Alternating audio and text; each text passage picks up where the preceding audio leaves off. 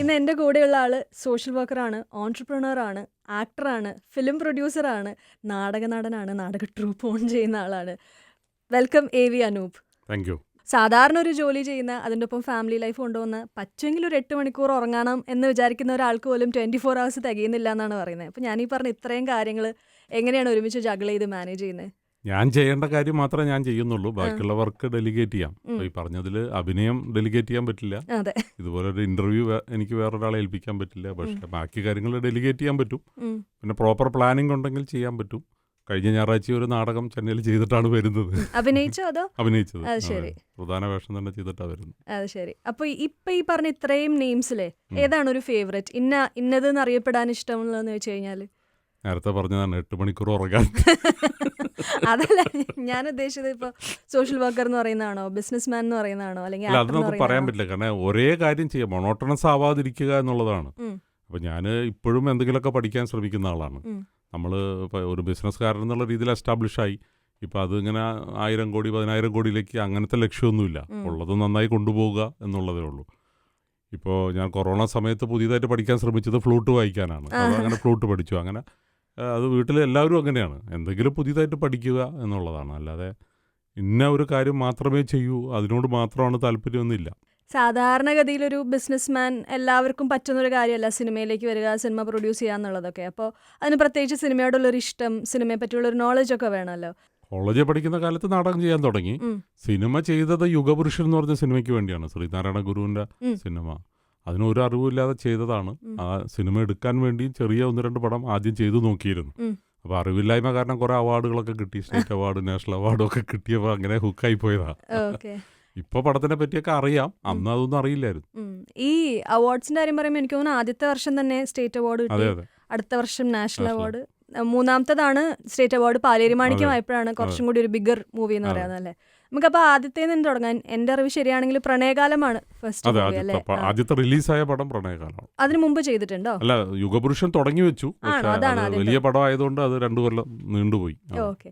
ഈ പ്രണയകാലം എന്നൊക്കെ പറയുമ്പോൾ എൻ്റെയൊക്കെ ഒരു ജനറേഷൻ ഞങ്ങളൊക്കെ ഏറ്റവും പാടി നടന്ന പാട്ടൊക്കെയാണ് വേനൽപ്പുഴയിൽ, ഔസേപ്പച്ചൻ സാറിൻ്റെ മ്യൂസിക് ഒക്കെ. അപ്പോൾ ആ ഒരു മൂവിയുടെ ഒരു പ്രൊഡക്ഷൻ, ആ മ്യൂസിക്, ആ പാട്ടിൻ്റെയൊക്കെ ഒരു മെമ്മറി എന്താണ്? അല്ല, ഔസേപ്പച്ചൻ അന്നത്തെ കാലത്ത് ഞങ്ങളുടെയൊക്കെ വളരെ ഫേവറേറ്റ് ആയിട്ടുള്ള ഒരു മ്യൂസിക് ഡയറക്ടറാണ്. ഈ പറഞ്ഞ മാതിരി വേനൽപ്പുഴ എന്നുള്ള പാട്ട് അദ്ദേഹം ഒരു അറിയപ്പെടുന്നൊരു ഗായകരെ കൊണ്ട് പാടിക്കാനിരുന്നതാണ്. അപ്പോഴാണ് രഞ്ജിത്ത്, എനിക്കറിയുന്ന ഒരാളുടെ മകനാണ്. അപ്പോൾ രഞ്ജിത്ത് എൻ്റെ അടുത്തുനിന്ന് എനിക്കൊരു അവസരം തരുമോ? ഞാൻ പറഞ്ഞു അത് ഓൾറെഡി ഫിക്സ്ഡ് ആണെന്ന് പറഞ്ഞു. അപ്പോൾ ഔസേപ്പച്ചൻ ഞാൻ ഒന്ന് കണ്ടാൽ മതി, പരിചയപ്പെടാനുള്ളൊരു അവസരം. ഞാൻ പറഞ്ഞു ട്രാക്ക് പാടാൻ പറ്റുമെന്ന് ഞാൻ വേണമെങ്കിൽ ചോദിച്ചു നോക്കാം എന്ന് പറഞ്ഞു. അപ്പോൾ ഔസേപ്പച്ചൻ അതിനുപോലും മടിയായിരുന്നു. കാരണം അത് ഞാൻ ഓൾറെഡി ഫിക്സ് ചെയ്ത് പോയി എന്നാണ് പറഞ്ഞത്. പക്ഷേ ഞാൻ ഒന്ന് കാണാനുള്ള ആഗ്രഹം കൊണ്ടാണ് ഞാനൊന്ന് അയച്ചോട്ടെ എന്ന് ചോദിച്ചു. ശരി, അങ്ങനെയാണെങ്കിൽ ട്രാക്ക് പാടിക്കാമെന്ന് പറഞ്ഞു. പക്ഷേ വൈകുന്നേരം ആയപ്പോഴേക്കും ഔസേപ്പച്ചൻ എന്നെ വിളിച്ച് താങ്ക്സ് പറയായത്. അനൂപ്, ഇതിനേക്കാളും നല്ലൊരു ശബ്ദം ആ പാട്ടിന് എനിക്ക് കിട്ടില്ല എന്ന് പറഞ്ഞാണ് ആ പാട്ട് വരുന്നത്. ആ പാട്ടാണ് പിന്നെ വലിയ ഹിറ്റായി മാറുന്നത്.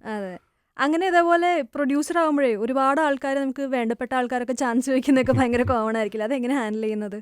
അല്ല, അന്ന് ഈ പറഞ്ഞ മാതിരി ഞാനും ഒരു പുതിയ ആളായതുകൊണ്ടാണ് അതങ്ങനെ ചെയ്തത്. ഇന്നങ്ങനെ ചെയ്യാറില്ല. കാരണം ഇപ്പം ക്രിയേറ്റിവിറ്റിയിൽ ഞാൻ ഇടപെടാറില്ല. ഇപ്പം അങ്ങനെയാണ്. ഇപ്പം ഈ ആദ്യത്തെ സിനിമ ഈ പറഞ്ഞ പോലെ പുതിയ ഫേസസ് ആണ്. പ്രൊഡ്യൂസറിനൊപ്പം തന്നെ അജ്മൽ അമീർ ആയാലും വിമലാരാമനായാലും എല്ലാം പുതിയ ഫേസസിനെ വെച്ചിട്ട് എനിക്ക് തോന്നുന്നു അതിന് മുമ്പ് ഒരുപാട് അങ്ങനെയുള്ള വർക്കൗട്ട് ആയിട്ടുണ്ട്. ഇപ്പോൾ സർഗം, അനിയത്തിപ്രാവ്, അങ്ങനെയുള്ള കോമ്പിനേഷനൊക്കെ പുതിയ ആൾക്കാർ, പുതിയ ഒരു റൊമാൻസ് സ്റ്റോറി, അങ്ങനെ ഒരു വൈബ് ഒക്കെ പിടിച്ചിട്ടാണോ അങ്ങനെ ഒരു എക്സ്പെരിമെന്റ് ട്രൈ ചെയ്തത് ഫസ്റ്റ് മൂവി? അല്ല, നമ്മൾ ചിലവ് ചുരുക്കി യൂത്തിന് വേണ്ടി ഒരു സിനിമ ചെയ്തു നോക്കുക എന്നുള്ളതാണ്. പക്ഷേ ഞാൻ വിചാരിച്ച മാതിരി ആ പടം വിജയിച്ചില്ല. പിന്നീട് എല്ലാവരും അതിനെപ്പറ്റി സംസാരിക്കാൻ തുടങ്ങി, പാട്ട് വലിയ ഹിറ്റായി, അജ്മലിനും കൂടുതൽ അവസരങ്ങൾ കിട്ടി. പക്ഷേ സിനിമ ഉദ്ദേശിച്ച മാതിരി വിജയിച്ചില്ല. പിന്നീട് അങ്ങോട്ട് എനിക്ക് തോന്നുന്നു പാലേരി മാണിക്യത്തിലേക്ക് വരുമ്പോഴാണ് രഞ്ജിത്തിനെ പോലുള്ളൊരു വലിയ ഡയറക്ടർ, മമ്മൂട്ടിയെ പോലുള്ളൊരു മെഗാസ്റ്റാർ, അത് 3 റോളിലൊക്കെ ആയിട്ട് വരുന്നത്. അപ്പോൾ ആ ഒരു സിനിമയിലേക്ക് എത്തിപ്പെടുന്നത് എങ്ങനെയായിരുന്നു? അത് യുഗപുരുഷൻ്റെ ഷൂട്ടിംഗ് നടക്കുമ്പോൾ, യുഗപുരുഷനിലും നമുക്ക് അഭിനയിച്ചിട്ടുണ്ട്. അപ്പോൾ ആ സമയത്താണ് ഞാൻ എൻ്റെ നാടകപ്രാന്ത് കണ്ടിട്ട് രഞ്ജിത്ത് പറഞ്ഞു, അങ്ങനെയാണെങ്കിൽ നാടക പ്രവർത്തകർക്ക് വേണ്ടി ഒരു ക്യാമ്പ് കോഴിക്കോട് നടത്താം. അപ്പോൾ കേരളത്തിലുള്ള നാടകക്കാരും ചെന്നൈയിലുള്ള എൻ്റെ കൂടെ പ്രവർത്തിക്കുന്നവർക്കൊക്കെ ആയിട്ടൊരു ക്യാമ്പ് സംഘടിപ്പിച്ച്, അപ്പോൾ അവർക്ക് പ്രാക്ടീസ് ചെയ്യാൻ വേണ്ടി സ്ഥിരം നമ്മൾ കണ്ടിട്ടില്ലാത്ത കഥാപാത്രങ്ങളുള്ള ഒരു നോവൽ തപ്പി നടന്നു. അങ്ങനെയാണ് പാലേരി മാണിക്യം എന്നുള്ള പുസ്തകത്തിലേക്ക് വരുന്നത്. അപ്പോൾ ആ പുസ്തകം ഞാൻ അന്ന് മാതൃഭൂമിയിൽ വന്നപ്പോൾ കുറേശ്ശെ വായിച്ചിട്ടേ ഉള്ളൂ, മുഴുവൻ വായിച്ചിട്ടില്ലായിരുന്നു. അപ്പോൾ ഞാൻ ആ പുസ്തകം യുഗപുരുഷൻ്റെ ഷൂട്ടിങ്ങിൻ്റെ ടൈമിലാണ് വായിച്ചത്. ഇത് നമുക്ക് അറിഞ്ഞ് എന്നോട് ചോദിക്കുക ചെയ്തത് എന്തായി വായന. അപ്പോൾ ഞാൻ എന്താണ് കാര്യം ചോദിച്ചപ്പോൾ നമുക്ക് ഇങ്ങോട്ട് പറഞ്ഞാണ് സിനിമയാക്കാൻ താല്പര്യം ഉണ്ടെങ്കിൽ ഞാൻ ഡേറ്റ് തരാം. അതുവരെ ഞാൻ ചിന്തിച്ചിട്ടേ ഇല്ലായിരുന്നു അങ്ങനെ സിനിമ ചെയ്യണം. പക്ഷേ രഞ്ജിത്തിന് ഞാൻ അഡ്വാൻസ് കൊടുത്തിട്ടുണ്ടായിരുന്നു, രഞ്ജിത്തിനെ വെച്ചൊരു സിനിമ ചെയ്യാമെന്ന്. പക്ഷെ അത് ഈ സബ്ജക്റ്റ് അല്ല ഞങ്ങൾ ഉദ്ദേശിച്ചിരുന്നു. ഈ ഫസ്റ്റ് തന്നെ സ്റ്റാർട്ട് ചെയ്തപ്പോൾ തന്നെ ഇത്രയും അവാർഡ്സ് ഒക്കെ കിട്ടിയത് തന്നെയാണോ പിന്നീട് മുമ്പോട്ട് പോകാനും ഭയങ്കര ഇൻസ്പിറേഷൻ ആയത്? മൂവി തന്നെ നല്ലൊരു പാത്താണെന്ന് തോന്നാൻ കാരണം? അല്ല, മൂവി ഒരു നല്ല പാത്താണെന്ന് ഞാൻ ആരോടും പറയില്ല. കാരണം അപ്സ് ആൻഡ് ഡൗൺസ് എന്തായാലും ഉണ്ടാവും.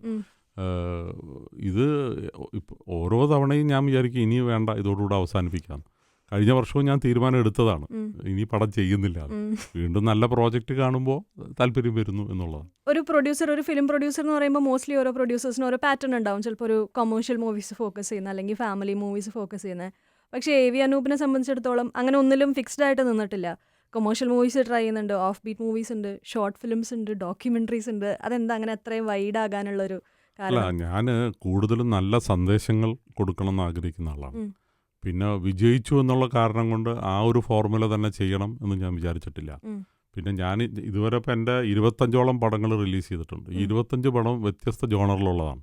അപ്പോൾ ഞാൻ ചെയ്തൊരു പടം, ഇപ്പോൾ എസ്ര പോലത്തെ ഒരു പടം സക്സസ് ആയപ്പോൾ പിന്നെ എനിക്ക് വന്നത് മുഴുവൻ ഹൊറർ കഥകളാണ്. പക്ഷേ ഞാൻ ഒന്നുപോലും കേൾക്കാൻ പോലും തയ്യാറായില്ല. അപ്പോൾ അതല്ല എൻ്റെ ഉദ്ദേശം. പിന്നെ കൂടുതൽ സന്ദേശങ്ങൾ ഉള്ള സിനിമ, വ്യത്യസ്ത ഇഷ്ക് പോലത്തെയൊക്കെ സിനിമ, ആ സന്ദേശം മാത്രം ആണ് മനസ്സിൽ വന്നത്, അല്ലാതെ വേറെ ഒന്നുമല്ല. ഈ സൂപ്പർ ഹിറ്റ് സൂപ്പർ സ്റ്റാർസ് എന്നൊക്കെ പറയുമ്പോൾ എനിക്ക് ഓർമ്മ വരുന്നത് ക്രിസ്ത്യൻ ബ്രദേഴ്സ്.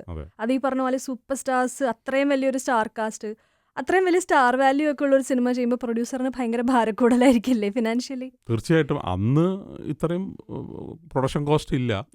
പക്ഷേ മലയാള സിനിമയുടെ പോക്കിനെ കുറിച്ച് ആലോചിച്ച് പലപ്പോഴും ഞാൻ തന്നെ സ്വയം ചിരിക്കാറുണ്ട്. എന്താണെന്ന് വെച്ചാൽ 13 വർഷം മുമ്പൊക്കെയാണ് ക്രിസ്ത്യൻ ബ്രദേഴ്സ് റിലീസാവുന്നത്. വെറും 13 വർഷം മുമ്പ് 3.5 കോടിക്ക് മേലെ ബഡ്ജറ്റുള്ള സിനിമകൾ താങ്ങാൻ മലയാള ഇൻഡസ്ട്രിക്ക് പറ്റില്ല എന്ന് പറഞ്ഞ് എൻ്റെ സിനിമയെ ബാൻ ചെയ്തിരുന്നു. ഒരു വർഷത്തോളം വർക്ക് തുടങ്ങിയ സിനിമേനെ ഷൂട്ട് നിർത്തിവെപ്പിച്ചിരുന്നു. ബഡ്ജറ്റ് കൂടുതലാണ്. 3.5 കോടിക്ക് മേലെയുള്ള സിനിമകൾ മലയാളത്തിൽ വേണ്ട, മലയാളത്തിന് താങ്ങാൻ പറ്റില്ല എന്ന് പറഞ്ഞു. ഇന്ന് 1000 കോടി വരെ സംസാരിക്കുന്ന വെറും ഒരു 10 കൊല്ലം കഴിഞ്ഞപ്പോഴേക്കും ഇത്രയും മാറ്റം വന്നു എന്നുള്ളതാണ്. അപ്പോൾ ഞാൻ എപ്പോഴും സ്വയം ചിരിക്കാറുണ്ട്. ഇങ്ങനെയാണ് കാര്യങ്ങൾ. ഈ കോടികളുടെ കാര്യം പറഞ്ഞപ്പോൾ തന്നെ നമ്മൾ ഈ 2024 എന്ന് പറയുന്ന ഒരു വർഷം മലയാള സിനിമയ്ക്ക് കോടികളുടെ വർഷമാണ്. നമ്മൾ ചെറിയ നമ്പേഴ്സ് ഒന്നും സംസാരിക്കാറില്ല. 100 കോടി ക്ലബ്ബ്, 200 കോടി ക്ലബ്ബ്, അങ്ങനെയാണ് കയറി പോകുന്നത്. അതിനൊപ്പം തന്നെ കോൺട്രവേഴ്സീസ് ഉണ്ട്. ഇതൊന്നും ആക്ച്വൽ കണക്കുകളല്ല, പൊലിപ്പിച്ച് കാണിക്കുന്നതാണ്, അങ്ങനെയൊക്കെ. അപ്പോൾ ശരിക്കും ഈ മൂവി കളക്ഷൻസ് ഒക്കെ അതിൻ്റെ പ്രോപ്പർ കാൽക്കുലേഷൻ, അങ്ങനെ ഒരു ഡിഫൈൻഡ് പ്രോസസ്സ് ഒന്നും ഇല്ലേ ശരിക്കും? അല്ല, അതെന്താ വെച്ചാൽ ഓവർസീസൊക്കെ അവിടെ എത്ര കളക്ട് ചെയ്തത് നമുക്ക് കൃത്യ കണക്കില്ല. പിന്നെ മിക്കവാറും എല്ലാം ഓവർസീസ് റൈറ്റ്സ് നമ്മൾ വിൽക്കുകയാണ് ചെയ്യുന്നത്. ഓവർസീസ് നമ്മൾ ഡിസ്ട്രിബ്യൂഷനായിട്ട് കൊടുത്തു കഴിഞ്ഞാൽ ലോകം മുഴുവൻ എത്രയാണ് കളക്ട് ചെയ്തതെന്നും അത് നമുക്ക് ഫോളോ ചെയ്യാൻ ബുദ്ധിമുട്ടാണ്. ഇനിയിപ്പോൾ അഥവാ കണക്ക് കിട്ടിയാലും അവർ പൈസ തന്നില്ലെങ്കിൽ നമുക്കൊന്നും ചെയ്യാൻ പറ്റില്ല. അതുകൊണ്ടാണ് ഇത്. പക്ഷേ 100 കോടി എന്ന് പറയുന്നതിൽ 100 കോടി കളക്ഷൻ ഉണ്ടാവും. പക്ഷെ പ്രൊഡ്യൂസറിന് വരുന്നത് അതിൻ്റെ ഒരു 1/3 ഒക്കെ കിട്ടുള്ളൂ. അതിനൊരു ഫിക്സ്ഡ് പെർസെൻറ്റേജ് ഉണ്ടോ? കളക്ഷൻ കിട്ടുന്നത് പ്രൊഡ്യൂസറിന് എത്ര പെർസെൻറ്റേജ്? അതായത് നമുക്കറിയാലോ, ഇപ്പോൾ തിയേറ്ററിൽ 50% തിയേറ്ററിന് പോവും, പിന്നെ ടാക്സ് പോവും, പിന്നെ ഡിസ്ട്രിബ്യൂഷൻ അതിൻ്റെ പൈസ പോവും, പിന്നെ മാർക്കറ്റിംഗ് എക്സ്പെൻസ് പോവും, പിന്നെ നമ്മൾ സിനിമ സ്ക്രീൻ ചെയ്യുന്നതിന് ഇപ്പോൾ ഡിജിറ്റൽ ആയതിനു ശേഷം സ്ക്രീനിങ്ങിന് ക്യൂബിലൊക്കെ ഓരോ ഷോയ്ക്കും അവർ ചാർജ് ചെയ്യും. അപ്പോൾ ഇതെല്ലാം കൂടെ കഴിഞ്ഞ് വരുമ്പോൾ ഒരു ആവറേജ് നോക്കുമ്പോൾ നമുക്കൊരു 1/3 കിട്ടുള്ളൂ. ആ 1/3 തന്നെ വരുന്നത് പിന്നെ ഈ സാറ്റലൈറ്റും OTT ഒക്കെ ഉള്ളതുകൊണ്ടാണ്. പ്രൊഡ്യൂസർക്ക് കിട്ടില്ല, ഒരിക്കലും കിട്ടില്ല. അതാണ് ഞാൻ പറഞ്ഞത്, ഒരു 30 കോടി ചെലവ് ചെയ്ത ഒരു സിനിമയ്ക്ക് 100 കോടി കളക്ട് ചെയ്താലേ ഇറക്കിയ പൈസ കിട്ടുള്ളൂ. അതാണ്. അപ്പോൾ 100 കോടി എന്ന് പറയുന്നത് എളുപ്പമാണ്. അതുകൊണ്ടാണ് ഞാൻ എപ്പോഴും ഒരു ഇടത്തരം ബഡ്ജറ്റിൽ സിനിമ ചെയ്യുന്നു. അപ്പോൾ ഒരു 5 കോടിക്കോ 6 കോടിക്കോ ചെയ്തൊരു സിനിമയ്ക്ക് 7 കോടി കിട്ടിയാൽ തന്നെ പെർസെൻറ്റേജ് വൈസ് എനിക്കാണ് കൂടുതൽ കിട്ടിയിട്ടുണ്ടാവുക. 100 കോടി കിട്ടിയ പ്രൊഡ്യൂസർക്ക് അത്രയും പെർസെൻറ്റേജ് കിട്ടിക്കാണില്ല. പക്ഷെ കോടികളുടെ കണക്ക് പറയാൻ എളുപ്പമാണ്, അത്രയേ ഉള്ളൂ. ഇതേപോലെ മാർക്കറ്റിങ്ങിൻ്റെ കാര്യമൊക്കെ പറയുമ്പോൾ തിയേറ്ററിൽ വേണ്ട പോലെ ശ്രദ്ധിക്കപ്പെടാണ്ട് പിന്നീട് CD, TV-യിലേക്കൊക്കെ വന്നു കഴിഞ്ഞപ്പോൾ ഭയങ്കരമായിട്ട് ഏറ്റെടുത്തൊരു സിനിമയാണ് ഗപ്പി. ഇപ്പോഴും എല്ലാവരും അതിനെപ്പറ്റി സംസാരിക്കുന്നു, സ്റ്റേറ്റസും സ്റ്റോറിയൊക്കെ ആയാലും ഇപ്പോഴും അത് സംസാരിക്കപ്പെടുന്ന ഒരു സിനിമയാണ്. അപ്പോൾ ഈ ഗപ്പിക്കൊക്കെ ശരിക്കും മാർക്കറ്റിങ്ങിലാണോ ഒരു പാളിച്ച വന്നതെന്ന് ആലോചിച്ചിട്ടുണ്ടോ അതിനെപ്പറ്റി? അല്ല, അങ്ങനെയല്ല. അത് ഞാൻ ആ സമയത്ത് ചെയ്ത സിനിമകളിൽ 3 സിനിമയിൽ ടോവിനോ അഭിനയിച്ചിട്ടുണ്ട്. ഗപ്പി, എസ്ര, അത് കഴിഞ്ഞ് ഗോദ. ഞാൻ ആ സിനിമ റിലീസ് ചെയ്ത് തിരിച്ചാണെന്ന് വിചാരിക്കുക. ഗോദ ആദ്യവും എസ്ര രണ്ടാമതും, മൂന്നാമതാണ് ഗപ്പി വന്നിരുന്നെങ്കിൽ ഗപ്പി സൂപ്പർ ഹിറ്റ് ആയനെ. അതാണത് വ്യത്യാസം. അപ്പോൾ ഒരു താരത്തിൻ്റെ ഉദയമായിരുന്നു അതിലൂടെ ഉണ്ടായത്. അത് നമുക്ക് ഇപ്പോൾ ചിലപ്പോൾ ഗോദയാണ് ആദ്യം റിലീസ് ചെയ്തിരുന്നെങ്കിൽ ഗോദ പരാജയപ്പെട്ടേനെ. അതാണ് അതിന്, നമുക്കത് പറയാൻ പറ്റില്ല. ഈ ഗപ്പി ആക്ച്വലി ഒരുപാട്, എനിക്ക് തോന്നുന്നു ഒരു 5 സ്റ്റേറ്റ് അവാർഡൊക്കെ 5 സ്റ്റേറ്റ് അവാർഡുണ്ട്.